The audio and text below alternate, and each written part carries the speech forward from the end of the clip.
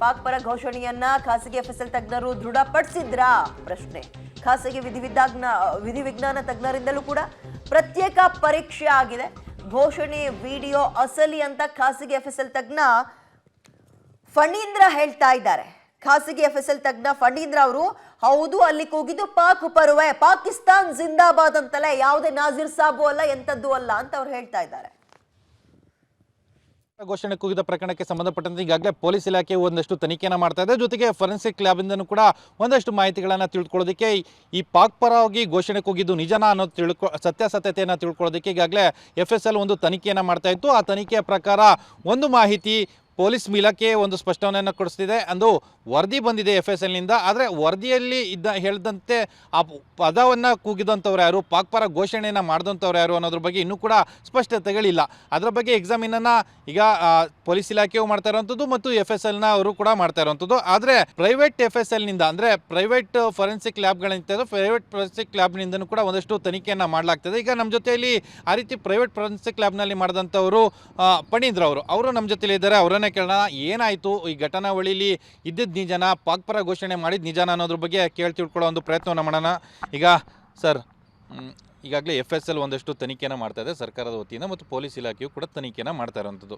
ನೀವು ಕೂಡ ಅದರ ಬಗ್ಗೆ ಎಕ್ಸಾಮಿನ್ ಮಾಡಿದ್ರಿ, ಹೌದು ಸತ್ಯನ ಸುಳ್ಳ ಅಂತ ತಿಳ್ಕೊಳ್ಳೋ ಪ್ರಯತ್ನಗಳು ಏನು ಅನಿಸ್ತು ಸರ್ ನೀವು ಎಕ್ಸಾಮಿನ್ ಮಾಡಿದಾಗ? ಸರ್, ನಾವು ಎಕ್ಸಾಮಿನೇಷನ್ ಮಾಡಿದಾಗ we have also laid up on the footage. ಇವಾಗೇನು ನಮ್ಮ ಇಂಟರ್ನೆಟ್ ಯೂಟ್ಯೂಬ್ಗಳಲ್ಲಿ ಏನು ಬ್ರಾಡ್ಕಾಸ್ಟ್ ಆಗಿದೆ ಆ ಕ್ಲಿಪ್ಪಿಂಗ್ನ ನಾವು ಕೂಡ ಆಧಾರಿತವಾಗಿ ಮತ್ತು ಅವತ್ತು ಫಸ್ಟ್ ಡೇ ಏನು ಬ್ರಾಡ್ಕಾಸ್ಟ್ ಆಗಿತ್ತು ಅದರ ಆಧಾರಿತವಾಗಿ ನಾವು ಅದನ್ನು ಎಕ್ಸಾಮಿನೇಷನ್ ಮಾಡಿದ್ದೀವಿ. ಅದರಲ್ಲಿ ಪಾಕಿಸ್ತಾನ್ ಜಿಂದಾಬಾದ್ ಅಂತ ಹೇಳಬೇಕಾದ್ರೆ ಅಥವಾ ನಾಜೀರ್ ಸಾಬ್ ಜಿಂದಾಬಾದ್ ಅಂತ ಹೇಳಿದ್ದಕ್ಕೆ ಒಂದು we call something as phonetic analysis ಅಂತ ಕರಿತೀವಿ. ಎರಡನೇದು ಅಕಾಸ್ಟಿಕ್ ಅನಾಲಿಸಿಸ್ ಅಂತ ಕರಿತೀವಿ. ಫೋನೆಟಿಕ್ಸಲ್ಲಿ ನಾವು ಯಾವ ಅಕ್ಷರನ ಯಾವ ಮಾತಾಡಬೇಕಾದ್ರೆ ಅದಕ್ಕೆ ಎಷ್ಟು ನಾವು ಉಸಿರು ಆಚೆ ಹಾಕ್ತೀವಿ ಅಥವಾ ಎಷ್ಟು ಹಿಡಿತೀವಿ ಅನ್ನೋದ್ರ ಬಗ್ಗೆ ಅದಕ್ಕಿರುವಂಥ ಒಂದು ಸ್ಟಡಿ ಅದು.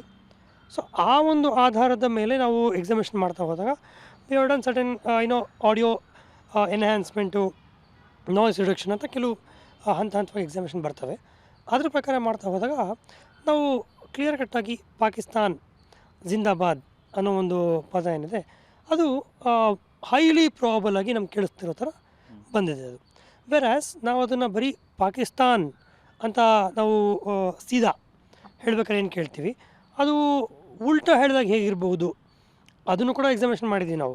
ಪಾಕಿಸ್ತಾನನ ಉಲ್ಟಾ ಮಾಡಿದಾಗ ನಾಚಿಕಾಪ್ ಅಂತ ಬರುತ್ತದು.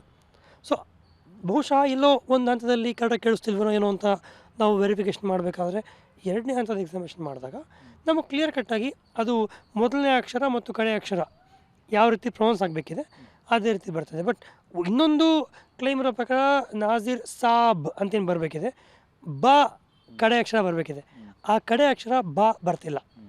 ಓಕೆ, ಆ ಬ ಬರೆದಿರೋ ಕಾರಣಕ್ಕೋಸ್ಕರ ನಾ is very clearly and highly probable to be heard as Pakistan.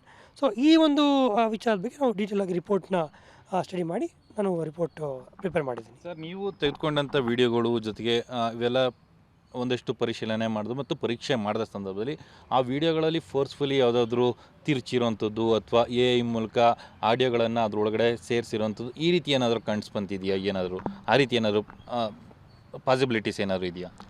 Sir, ಇದು ನಾನು ಎಕ್ಸಾಮಿನೇಷನ್ ಮಾಡಿರೋ ವಿಡಿಯೋ ಏನಿದೆ ಅದು ಬಹುಶಃ ಫಸ್ಟ್ ಅವರಲ್ಲಿ, ಅಂದರೆ ಅದು ಅವತ್ತಿನ ದಿನದ ಒಂದು ಘಟನಾವಳಿಗಳ ಪ್ರಕಾರ ಸ್ಟಾರ್ಟಿಂಗಲ್ಲಿ ಏನು ವಿಡಿಯೋಗಳಿದೆ ಅದನ್ನ ಇಟ್ಕೊಂಡು ನಾನು ಆಧಾರಿತವಾಗಿ ನಾನು ಎಕ್ಸಾಮಿನೇಷನ್ ಮಾಡಿದ್ದೀನಿ.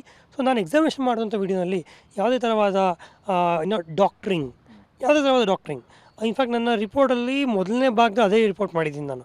ಆ ವಿಡಿಯೋ ಏನು ನಮಗೆ ಎಕ್ಸಾಮಿನೇಷನ್ ಮಾಡಿದ್ದೀವಿ ನಾವು, ಅಲ್ಲೇನಾದರೂ ಮಧ್ಯದಲ್ಲಿ ಏನಾದರೂ ಟ್ರಿಮ್ ಮಾಡಿದಾರಾ ಅಥವಾ ಒಂದು 5 ನಿಮಿಷ ಇರೋದನ್ನ ಬರೀ 3 ನಿಮಿಷಕ್ಕೆ ಏನೋ ಕಟ್ ಮಾಡಿ ಎಟ್ ಮಾಡಿ ಮಾಡಿದಾರ ಅದನ್ನೆಲ್ಲ ಎಕ್ಸಾಮಿನೇಷನ್ ಮಾಡಿರ್ತೀವಿ ನಾವು.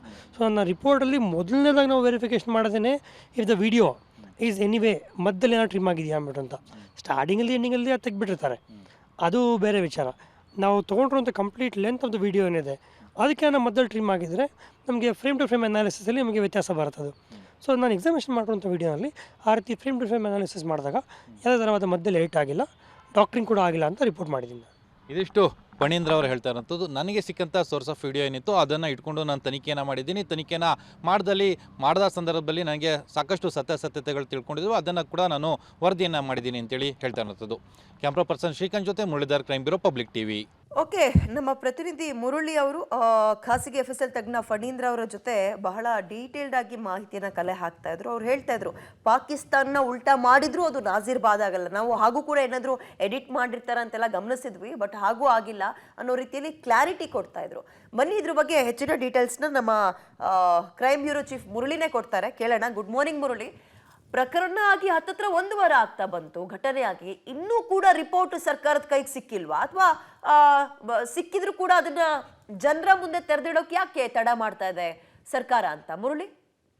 ವೆರಿ ಗುಡ್ ಮಾರ್ನಿಂಗ್ ವಿದ್ಯಾ. ಯಾಕಂದ್ರೆ ಈ ಪ್ರಕರಣಕ್ಕೆ ಸಂಬಂಧಪಟ್ಟಂತೆ ಸರ್ಕಾರ ಮುಜುಗರಿಂದ ತಪ್ಪಿಸ್ಕೊಳ್ಬೇಕು, ಜೊತೆಗೆ ಅದರಿಂದ ವಿಳಂಬ ನೀತಿಯನ್ನ ಅನುಸರಿಸಬೇಕು ಅನ್ನೋದು ಸ್ಪಷ್ಟವಾಗಿ ಮೇಲ್ನೋಟಕ್ಕೆ ಕಾಣ್ತಾ ಇರುವಂತದ್ದು. ಯಾಕಂದ್ರೆ ಆ ಆಡಿಯೋನ FSL ಗೆ ತನಿಖೆಗೆ ಕಳಿಸ್ಕೊಟ್ಟ ಸಂದರ್ಭದಲ್ಲಿ ಕೇವಲ 1.5 ದಿನದ ಒಳಗಡೆ FSL ಅಂದ್ರೆ ಗವರ್ನಮೆಂಟ್ FSL ಏನಿತ್ತು, ಗವರ್ನಮೆಂಟ್ FSL ಒಂದು ವರದಿಯನ್ನ ಕೊಟ್ಟಿದೆ. ಅದರಲ್ಲಿ ಪಾಕ್ ಪರ ಘೋಷಣೆ ಮಾಡಿರುವಂತದ್ದು ದೃಢ.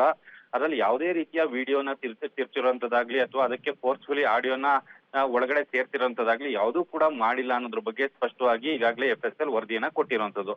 ಆದ್ರೆ ಪೊಲೀಸರು ತನಿಖೆಯನ್ನ ಮಾಡ್ತಾ ಇದಾರೆ. ಅದನ್ನ ಯಾರು ಹೋಗಿದ್ದು ಮತ್ತು ಆ ವಾಯ್ಸ್ ಸ್ಯಾಂಪಲ್ಗಳು ಯಾವುದು, ಆ ವ್ಯಕ್ತಿ ಯಾರು ಅನ್ನೋದ್ರ ಬಗ್ಗೆ ತಿಳ್ಕೊಳ್ಳೋಕೆ ಒಂದಷ್ಟು ಪ್ರಯತ್ನಗಳನ್ನ ಮಾಡ್ತಾ ಇದೆ. ಆದ್ರೆ ಸರ್ಕಾರ ಪದೇ ಪದೇ ಹೊಸ ವಿಡಿಯೋಗಳನ್ನ FSL ಗೆ ಕಳಿಸುವಂತದ್ದು, ಇದನ್ನ ವೆರಿಫೈ ಮಾಡಿ ಅಂತೇಳಿ ಕಳಿಸುವಂತ ಕೆಲಸಗಳನ್ನ ಮಾಡಿಸ್ತಾ ಇದೆ. ಅಂದ್ರೆ ಪೊಲೀಸರ ಮೂಲಕ ಮಾಡಿಸ್ತಾ ಇರುವಂತದ್ದು. ಆ ಹಿನ್ನೆಲೆಯಲ್ಲಿ ಅದು ಸ್ಪಷ್ಟವಾಗಿ ಗೊತ್ತಾಗ್ತಾ ಇದೆ, ಅದು ವಿಳಂಬ ಅಂತ ಹೇಳಿ. ಅದನ್ನು ಹೊರತುಪಡಿಸಿ ಖಾಸಗಿ ವಿಧಿವಿಜ್ಞಾನ ತಜ್ಞರು ಕೂಡ ಒಂದಷ್ಟು ತನಿಖೆಯನ್ನ ಮಾಡಿದ್ದಾರೆ. ಅಂದ್ರೆ ಸಿಕ್ಕಂತ ವಿಡಿಯೋಗಳೇನಿತ್ತು, ವಿಡಿಯೋಗಳನ್ನ ಇಟ್ಕೊಂಡು ಈಗ ಫಣೀಂದ್ರ ಅವರೇ ಪಬ್ಲಿಕ್ ಟಿವಿ ಜೊತೆ ಮಾತಾಡೋ ಸಂದರ್ಭದಲ್ಲಿ ನನಗೆ ಸಿಕ್ಕಿದಂತ ವಿಡಿಯೋನ ನಾನು ಎಕ್ಸಾಮಿನ್ ಮಾಡಿದೆ ಮತ್ತು ಫೋರೆನ್ಸಿಕ್ ಲ್ಯಾಬ್ ಅಲ್ಲಿ ಅದನ್ನ ಸಂಪೂರ್ಣವಾಗಿ ಯಾವ ರೀತಿಯಾಗಿ ತನಿಖೆ ಮಾಡಬೇಕು, ಆಡಿಯೋ ತನಿಖೆ ಮತ್ತು ವಿಡಿಯೋ ತನಿಖೆಗಳೇನಿತ್ತು ಅದನ್ನ ಮಾಡಿದೆ. ಆ ಸಂದರ್ಭದಲ್ಲಿ ನಾಸಿರ್ ಸಾಬ್ ಜಿಂದಾಬಾದ್ ಮತ್ತು ಪಾಕಿಸ್ತಾನ್ ಜಿಂದಾಬಾದ್ ಎರಡಕ್ಕೂ ಕೂಡ ವ್ಯತ್ಯಾಸಗಳು ಮತ್ತು ಯಾವ್ಯಾವ ಪದಗಳನ್ನ ಮೊದಲು ಮತ್ತು ಕೊನೆಯ ಭಾಗದಲ್ಲಿ ಬಳಸ್ತಾರೆ, ಅದಕ್ಕೆ ಸಂಬಂಧಪಟ್ಟಂತೆ ನ್ಯಾಲಿಗೆ ಮತ್ತು ಏನು ಉಸಿರಿನ ಉಚ್ಚಾರಣೆ ಯಾವ ರೀತಿ ಇರುತ್ತೆ ಅನ್ನೋದ್ರ ಬಗ್ಗೆ ಟೆಕ್ನಿಕಲ್ ಆಗಿ ಒಂದಷ್ಟು ಆಸ್ಪೆಕ್ಟ್ಸ್ ಗಳನ್ನ ಎಕ್ಸ್ಪ್ಲೈನ್ ಮಾಡ್ತಾ ಹೋದ್ರು. ಅದರಲ್ಲಿ ಸ್ಪಷ್ಟವಾಗಿ ಗೊತ್ತಾಗ್ತಿದೆ. ಅಂದ್ರೆ ಫಣೀಂದ್ರ ಅವ್ರು ಹೇಳೋ ಪ್ರಕಾರ ಇದರಲ್ಲಿ ಪಾಕಿಸ್ತಾನ ಪರವಾಗಿಯೇ ಒಂದು ಘೋಷಣೆಯನ್ನ ಕೂಗಿರುವಂತದ್ದು ನನಗೆ ಸಿಕ್ಕಿರುವಂತ ಸೋರ್ಸ್ ಆಫ್ ವಿಡಿಯೋ ಮೂಲಕ ಅಂತ ಹೇಳಿ ಒಂದು ಸ್ಪಷ್ಟವನ್ನ ಪಟ್ಟಿದ್ದಾರೆ. ಅಂದ್ರೆ ಸರ್ಕಾರ ಇದ್ರ ಬಗ್ಗೆ ಇನ್ಯಾವಾಗ ಅದನ್ನ ಹೊರಗಡೆ ಹಾಕುತ್ತೆ ಅಥವಾ ಗೂಗ್ದಂತವ್ನ ಯಾರು ಅದನ್ನ ಬಂಧನಕ್ಕೊಳಪಡಿಸಿ ಏನಾದ್ರು ಮಾಹಿತಿಯನ್ನ ಹೊರಗಡೆ ಹಾಕುತ್ತಾ, ಇನ್ನ 1 ವಾರ ಆಯ್ತು ಈ ಪ್ರಕರಣ ನಡೆದು, 1 ವಾರ ಪ್ರಕರಣ ನಡೆದ್ರು ಕೂಡ ಯಾಕೆ ಈ ರೀತಿಯ ಏನು ವಿಳಂಬ ಮಾಡ್ತಾ ಇರುವಂತದ್ದು ಅಥವಾ ಜಾರ್ಕೊಳ್ಳೋ ಪ್ರಯತ್ನಗಳನ್ನ ಮಾಡ್ತಾ ಇದೆ ಅನ್ನೋದನ್ನ ಸರ್ಕಾರವೇ ಇವತ್ತು ಉತ್ತರವನ್ನ ಕೊಡ್ಬೇಕಾಗಿರುವಂತದ್ದು ವಿದ್ಯಾ. ವೆಲ್, ನೋಡೋಣ ಸರ್ಕಾರ ಮುಜುಗರದಿಂದ ತಪ್ಪಿಸ್ಕೊಳ್ಳೋಕೆ ಮತ್ತಿನ್ನೇನಾದ್ರೂ ಸಮಜಾಯಿಷಿ ಕೊಡುತ್ತಾ ಅಥವಾ ರಿಪೋರ್ಟ್ ಏನಿದೆ ಅಂತ ಜನರ ಮುಂದಿಡುತ್ತಾ ಅಂತ. ಥ್ಯಾಂಕ್ ಯು ಮುರಳಿ ತಮ್ಮ ಡೀಟೇಲ್ಸ್ಗೆ.